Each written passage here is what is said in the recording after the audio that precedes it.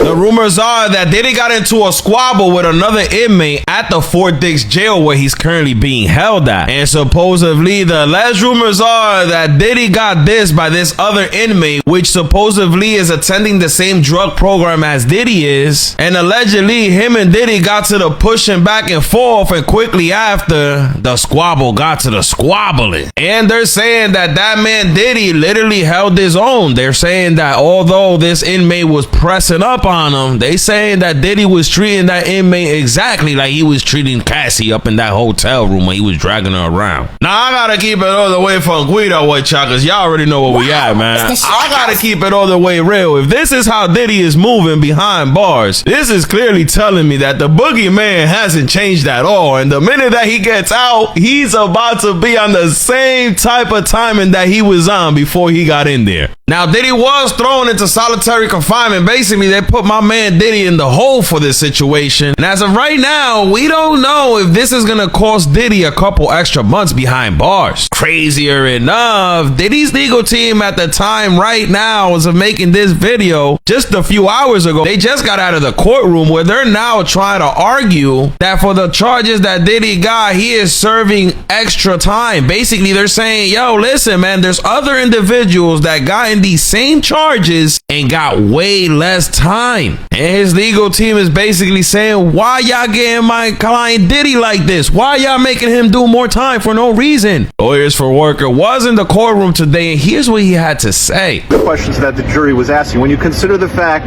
that this is the longest sentence ever given to a defendant in a Mann Act case with criminal history similar to Diddy's, nobody ever got a sentence this big. You have to consider the very real possibility that the appeals court don't just cut sentences. They don't say, oh, you're out. But what could happen here is the appeals court can say to the lower court that, hey, you know how you gave him an enhancement because he was coercive? That's not right. You can't consider any coercion, any giving people drugs, any physical violence, because all of that stuff he was acquitted of. If he wasn't acquitted of it, then he would have been found guilty of sex trafficking. But obviously the jury said, hey, the coercion, the physical violence, it's not enough to meet sex trafficking. Why is it now being used to enhance his sentence for prostitution? What I would expect, I think very soon here, a couple of weeks, you're going to get a decision, and potentially that decision is going to involve a remand for resentencing, which would then potentially involve a lighter sentence and more updates telling you that Diddy's release date has been moved up. And listen, man, with the money Diddy got, I would be doing the same thing, man. Hey, listen, man, look for any type of thing that you can say, do, or whatever to get me up out of here before this February 2028. What's up, it's the Monster Man. This video is crazy, man. Diddy is a gangster. Diddy was caught fighting in jail and they tossed him in the hole. Now Diddy is in solitary confinement.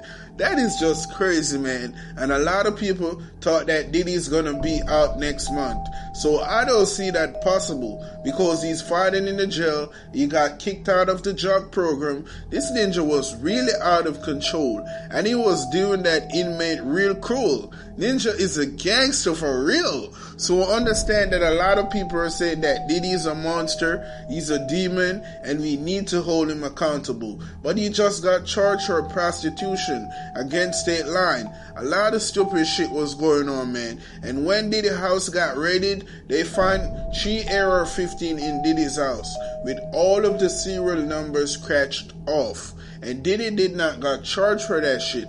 So I don't understand what is really going on. Do these people really want Diddy to go to jail, or they're just giving him a timeout? Because that is just stupid to me. He should have got charged for those guns. So most of these crimes that Diddy been doing all of these years and got away with it, they had to hold him accountable before something. So when Diddy planned to start that all-black party and he go against that liquor company, that is where they start targeting Diddy. Because you have to remember that you're black. These are the people that put you in the position so that you can win. They give you all of the power that you needed. Clive Davis gave Diddy the power, and he wasn't a black person. So Diddy got so power trippy and thought that he was untouchable. So he continued to do bullshit over and over and over. You got cameras in every room. You're forcing people to do freak off. You're doing all type of stupid shit. And you're gonna beat Cassie on camera? Man, Ninja wild. And he's videoing all of these girls having sex with male escorts. And he be telling them what to do. And then when they get in the room, Diddy rub the semen on his nipples. So you're not gonna tell me that Diddy ain't a weirdo? This ninja is a different type of freaky. He's a real freaknik. So I don't know what type of inspiration would get you to do all of those stupid shit that you have done. But that documentary is saying that Diddy got something to do with Tupac getting killed. And right now they're investigating if he got something to do with that shit. Shit is getting crazy. And Keefe Lee is still snitching. So I don't see Diddy getting out of this shit, man. I don't see, it's not gonna be easy. It's gonna be very hard when Diddy get out of jail. Because there are a lot of changes. A lot of people ain't gonna F with Diddy. A lot of people is not gonna work with Diddy either. So I don't see Diddy coming back from this shit. So a lot of people are saying that the black community forgive people fast. So I don't believe that is gonna happen. Because Diddy was doing a lot of people wrong. And most of the people that he did wrong was his same race. So this ninja don't like nobody. He want all of the power, all of the money, so that he can take advantage of people. So Diddy was just a huge asshole that we need to get rid of. But it is what it is, man. It's the Monster Man. I'm from this day. The majority of the documentary is like one-on-one interviews that weren't part of this secret footage that because Diddy hired no, it's like interviews with this person who used to work for this person who used to work for shit like that. Oh, another thing about Khaled that makes me curious, and this is gonna sound stupid, but I'm dead ass. Something that was so bizarre to me right after Biggie was killed,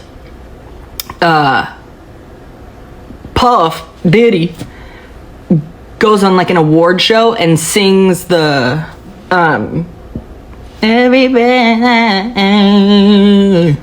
that one.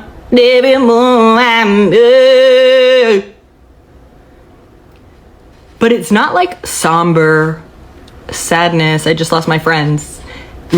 Well, I just lost Biggie, whatever. He's literally up there like this. Every single day. It's weird. Like, just really getting after it in terms of the dancing and choreo. Khaled big ass does that a lot too. All that like very bobo dancing, very goofy like choreo shit. Like, bro, relax. You know who I bet knows all the answers to everything? Nardwuar. $1 trillion or 10 minutes with Nardwuar. I'll still take the cash, but I bet that motherfucker knows some stuff. And in closing, I think there is one scene that's like, it's very easy to overlook, but it's like, that's everything you need to know about him. He's wearing a necklace or whatever, and he's walking out of his hotel room towards the elevator. One of his, like, you know, some member of his entourage or one of the little workers around him, Diddy, is like, do you want this chain? And he was like, yeah, walk with me. And so while he's walking, this man is like trying to put a necklace on him, which I'm sure if the man would have accidentally like around his face and head and neck and shit, Diddy would have used that as a reason to stomp him out or something. Anyway, long story short, he makes this man like walk behind him and put the necklace on him and shit, gets in the elevator, looks in the mirror and was like, I don't need this, take it off. Are your hands broken?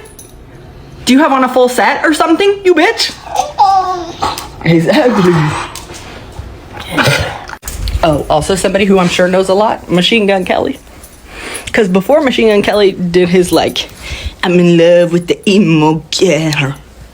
You know, he started with that, yeah, bitch, call me Steven. You remember? He started as a rapper. Guess who he was signed to? Bad Boy.